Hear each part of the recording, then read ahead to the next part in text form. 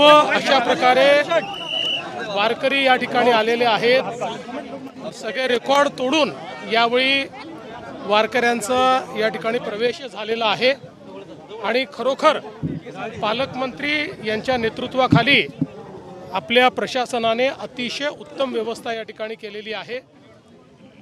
आता उद्याचा दिवस देखील अत्यंत महत्त्वाचा आहे, त्यामुळे निश्चितपणे यावर्षी जशी उत्तम व्यवस्था झाली, संपूर्ण वारीचं आषाढीचं पर्व संपलं की काही कमतरता राहिल्या आहेत का त्या पुन्हा एकदा बघू आणि याहीपेक्षा चांगली व्यवस्था पुढच्या वर्षी करू।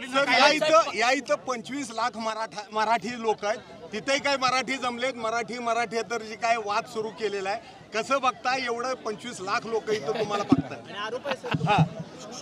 पहिल्यांदा तर मी राज ठाकरेंचे आभार मानतो की त्यांनी या ठिकाणी दोन बंधू एकत्रित येण्याचं श्रेय मला दिलं। श्रद्धेय बाळासाहेबांचे आशीर्वाद हे मलाच मिळत असतील, पण मला असं सांगण्यात आलं होतं की विजय मेळावा होणार आहे, पण त्या ठिकाणी रुदालीचं भाषण देखील झालं आणि मराठीबद्दल एक शब्द न बोलता आमचं सरकार गेलं, आमचं सरकार पडलं, आम्हाला सरकारमध्ये द्या, आम्हालाच निवडून द्या, हा मराठीचा विजय उत्सव नव्हता, ही रुदाली होती। त्या रुदालीचं दर्शन हे त्या ठिकाणी आपण घेतलेलं आहे। मुळात त्यांना असूया आहे की 25 वर्ष महानगरपालिका त्यांच्याकडे असताना दाखवण्यालायक ते काहीच काम करू शकले नाहीत, पण मोदीजींच्या नेतृत्वात आम्ही ज्या प्रकारे मुंबईचा चेहरा बदलवला, त्यांच्या काळामध्ये मराठी माणूस मुंबईतनं हद्दपार झाला।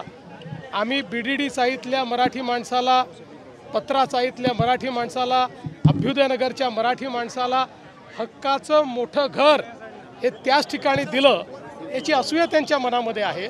पण मी नेहमी सांगतोय, पब्लिक हे सब जानती आहे, त्यामुळे मुंबईतला मराठी असो की अमराठी सगळेच आमच्या सोबत आहे। आम्ही मराठी आहोत, आम्हाला मराठी असण्याचा अभिमान आहे, मराठी भाषेचा अभिमान आहे, पण त्याच वेळी आम्ही हिंदू आहोत, आम्हाला हिंदुत्वाचा अभिमान आहे आणि आमचं हिंदुत्व हे सगळ्यांना सोबत घेऊन चालणारे हिंदुत्व आहे।